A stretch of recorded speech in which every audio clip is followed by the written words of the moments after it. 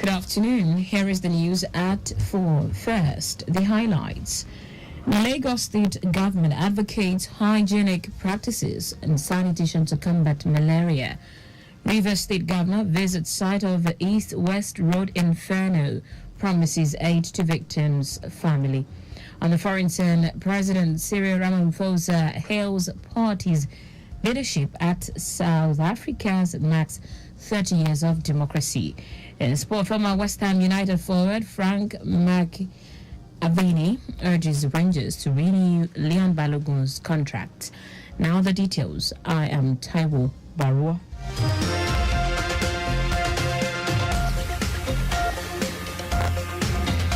Lagos State's government has emphasized the critical role of maintaining a clean environment in the fight against malaria. Commissioner for Health Akim Bayomi said there is an urgent need to intensify effort against the disease, especially in malaria endemic regions like Lagos.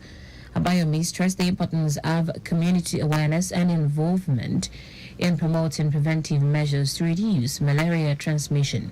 The commissioner noted that preventive measures such as the use of insecticide, treated bed nets, indoor residual spraying, and timely administration of anti-malaria drugs are proactive steps to protect residents. Abayomi reiterated that while malaria is treatable and curable, negligence in adopting preventive measures can lead to severe complications. As part of efforts to strengthen their leadership proficiency and understand the intricacies of economic management in the public sector, fellows of the Latif Jakonde Leadership Academy, LJLI, have recently completed a 4-day executive course facilitated by top academia from the Lagos Business School, Pan Atlantic University.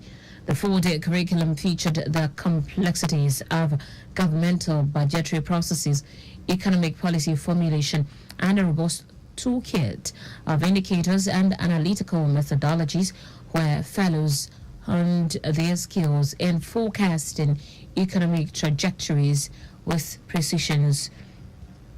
Executive Secretary of LJLA, Aisat Agbaji-Okunade, emphasized the importance of the 4-day executive course as a means to equip fellows with the skills and mindset necessary to effect positive change in their respective fields by embracing the principles that promote economic prosperity. Lagos State Head of Service Bode Aguru has commended the Minister of State for Youth Ayodele Olawande for his steadfastness, commitment and dedication to engaging youth in government activities. Aguru gave the commendation while welcoming the minister to his office at the Secretariat Alausa Ikeja, stressing that for any nation to thrive, youth should be engaged in all decision-making processes and should not be neglected in any way. He assured the Minister of State government support in initiating policies and programs towards the positive development of youth, especially in Lagos. Earlier, the Minister of State for Youth, Ayodele Olawande, emphasized that the main purpose of his visit is to appreciate the Lagos State Head of Service, Bode Aguru, for his contributions and support for youth development and programs in Lagos State. Olawande maintained that he was impressed with his involvement in youth activities in the state, particularly the just concluded Leadership Academy Summit organized by the state government. And troops of 93 Battalion Subsector 3B of Operation Wild Stroke have killed 2 extremists in Usa local government area of Taraba State. The troops, acting on credible intelligence, carried out clearance operation in Rekwemanka in Alaha villages before foiling an attack in Kwaisati village. The troops had engaged the armed militia with superior firepower, forcing them to retreat in disarray, killing 2 and recovering 1 AK-47 magazine with 7 rounds of special ammunition. Acting Assistant Director, 6th Brigade Army Public Relations, Oni Olubodunde, said the troops of 114 Battalion Subsector 3C, apprehended 2 suspected extremists in Lao local government area of Taraba State.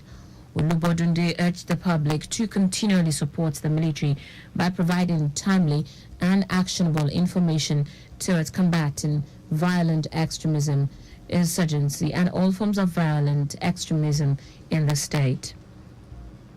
Now to the rest of the stories. Rivers State Governor Siminalayi Fubara has visited the state of the tanker explosion that killed an unconfirmed number of persons in Eleme local government area.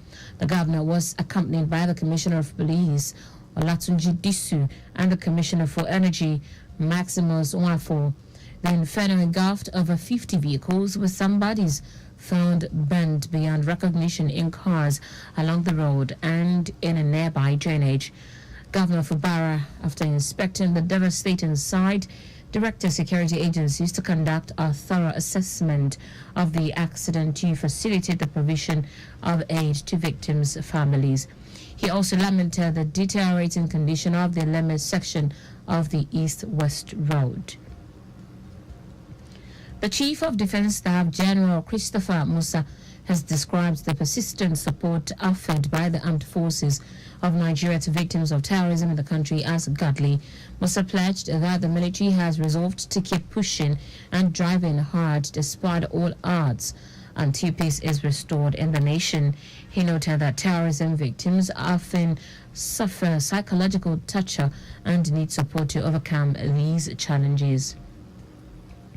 In foreign news now, President Cyril Ramaphosa has hailed South Africa's achievement under his party's leadership as the country celebrates 30 years of democracy since the end of apartheid. Ramaphosa said April 27 is the day when freedom's bells rings across South Africa. He said the first inclusive election saw the previously banned African National Congress ANC party win overwhelmingly and made its leader Nelson Mandela the country's first black president 4 years after being released from prison. With ANC winning a landslide victory, a new constitution was drawn up and it became South Africa's highest law guaranteeing equality for everyone, regardless of race, religion, or sexuality.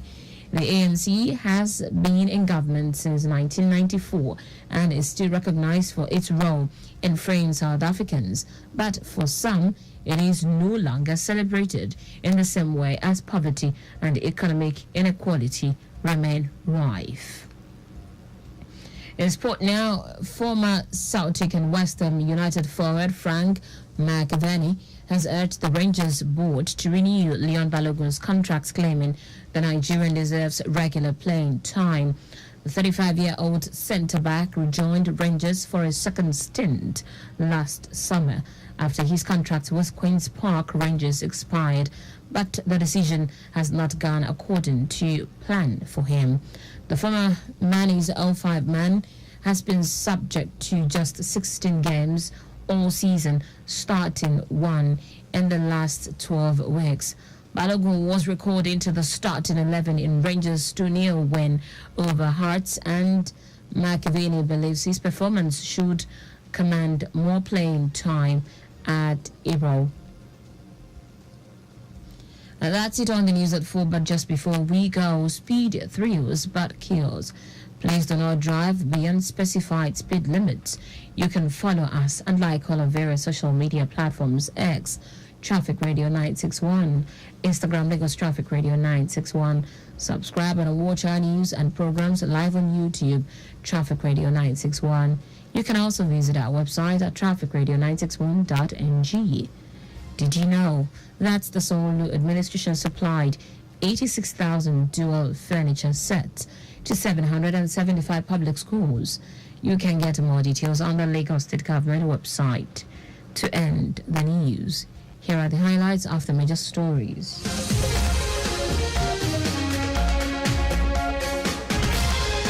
Lagos State Government has emphasized the crucial role of maintaining a clean environment in the fight against malaria. Rivers State Governor Siminalayi Fubara has visited the site of the tanker explosion that killed an unconfirmed number of persons in the Eleme local government area. promises aid to victims and families.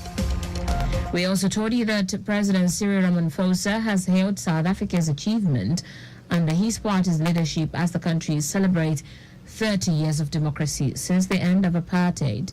In sport now, former Celtic and Western United forward Frank McAvaney has urged the Rangers board to renew Leon Balogun's contract, claiming the Nigerian deserves regular playing time.